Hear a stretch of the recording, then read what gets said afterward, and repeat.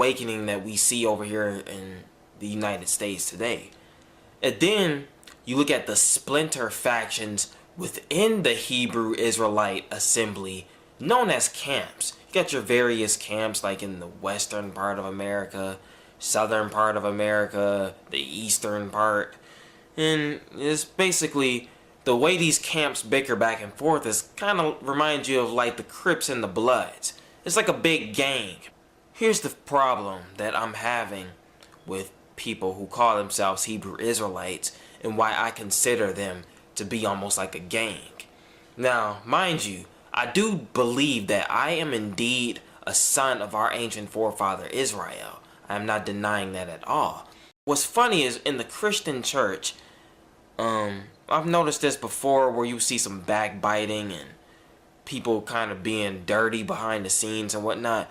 But I've never seen people coming so straight out against somebody and demonizing them in such a way to where it was like, man, it's like you sound like you got straight up malice and hatred for your brother right there, man. What's funny is in the Christian church, I've noticed this before where you see some backbiting and people kind of being dirty behind the scenes and whatnot. But I've never seen people coming so straight out against somebody. A church service is interrupted by a heated dispute over money. The fight over church leadership and finances at St. Michael Baptist Church in Laplace was captured on video and posted to YouTube. And WDSU reporter Gina Swanson is on your side with why the house of worship has now become a house divided. It's a scene you don't expect to see at a Sunday church service, a fight in the pulpit. It's a disgrace. It's uncalled for. What's funny is in the Christian church, I've noticed this before where you see some backbiting and people kind of being dirty behind the scenes and whatnot. But I've never seen people coming so straight out against somebody. Two Henderson County Sheriff's deputies who'd been standing by in case of trouble rushed to that door, trying to stop the pushing and shoving that started over the vote. People were knocked to the ground and stepped on. In the Christian church, I've noticed this before where you see some backbiting and people kind of being dirty behind the scenes and whatnot. But I've never seen people coming so straight out against somebody and demonizing them in such a way to where it's like, man, it's like you didn't, it's like you sound like you got straight up malice. In the Christian church, in the Christian church, in the Christian church, in the Christian church, I want to give all the praises and the honor to Yahweh Bahashem, Yahweh Shah, Bahashem Rakah Kwadash, and double honors to the apostles and the elders. There's a quanium of Great Millstone, okay, and shalom to the elect as well. Call halal Yahweh Bahashem Yahweh Shah, okay, and I want to go on a video, a response video to this guy, Ali J Yah Raik or Reek. These guys, man, I don't know where these guys pop up from, but this guy titles his video, "Hebrew Israelite camps are no different than gangs. Watch to the end." And this is why it's important to get the understanding etymology of words, understanding what you're saying, and understanding that words go twofold. The scriptures go 2 and 3-fold. I mean, this English language is a spell. That's why it's called, when you go to school, they give you what you call a spelling test, because they put in this spell on you on these words. So you will believe that when one word spells something and it sounds like something and it means one thing, that this other word that spells the same and it means something else, then you would accept it because it's a spell, okay? Anyway, get into the lesson. This guy says the Hebrew Israelites are no different than gangs, okay? And we'll show you, according to the scripture, that if the Lord set this thing up to be a smooth, yellow brick road to the kingdom, then it would have been done. but everything is about a fight. Okay, you got to know Esau, when he took down his place, he even had discrepancies of titles to what was right and what was wrong. Okay, he even had problems, even in the United States Congress. You know, the president presents a bill, okay, or the president presents a bill, and Congress will veto it, and they may have a big argument about it. So you got to understand, we lost our heritage, so we're coming back into our heritage, and the kingdom is not going to come without a fight, even amongst Hebrew Israelite groups. It's a fight for the truth. Okay, who are we defending the truth against? 2/3 of the world? No. A lot of you guys, you people, you think it's just all about defending against Esau, defending against the world and the 2/3. Yeah, that's true. Mainly Esau, but mainly each other. Guys that know that they're Israelites. Let's get a scripture to prove that, man. And that's why before you come into the truth, start studying and learning and getting understanding before you do that. Okay, it says, and all the camp should know that. All the camp should know that it's going to be a fight to get to the kingdom, man. You know, okay? Yahushua had to go turn the tables for what? Okay? Just read the stories. Jude 1:3, beloved, when I gave all diligence of the common salvation, it was needful for me to write unto you and exhort you that ye should earnestly contend for the faith. You should earnestly contend for the faith. Okay, now I know what the word contend means because we went over that several times against these other Israelite groups and other people on the street saying that we're gangs and, you know, we're not supposed to be fighting. Let's get together and unite like the Black Panthers. Even they had fights amongst one another. Okay, anyway, the word contend means to strive or via in contest. Okay, this is like a contest. Who has the truth? You don't think Yahweh Shem Yahushua, even the scriptures talk about the angels, okay, who watch. They're looking at this match going back and forth. Okay, IUIC doesn't say the name of the Lord. GOCC says Esau can make it. HODC teaches the mark of the beast. Okay, but the confusion of face. I'm not sure with them, the guys, they flying to Israel and every other. Okay, ISRAELITES says it's all about being black. So we have to fight for the contend for the faith. Okay, it's a contest, a rivalry against difficulty, struggle. This truth is going to be a struggle. Okay, goes on, and this is a good one, to strive in debate, to argue. So we're supposed to argue and striving in contests of a rivalry debate. That's why when you get the boxers, they look at each other, and the next contender, the contending starts even before the actual fight. They'll be arguing against one another with their fingers in each other's faces. Okay, it's a contest. So who are we supposed to be contending with? Just the so-called white man? No, with each other. And they enjoy it.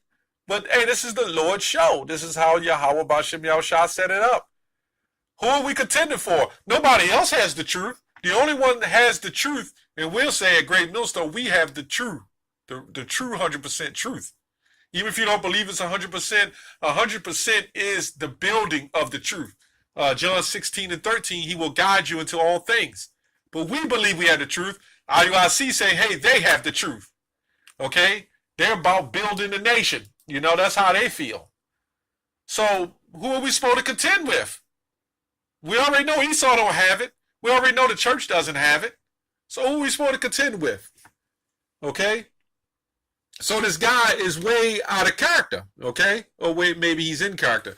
In the video, I didn't take the clip out of that, but he said Brandon T. Jackson, the actor, comedian, whatever, even said that that is too much arguing and debating in the truth.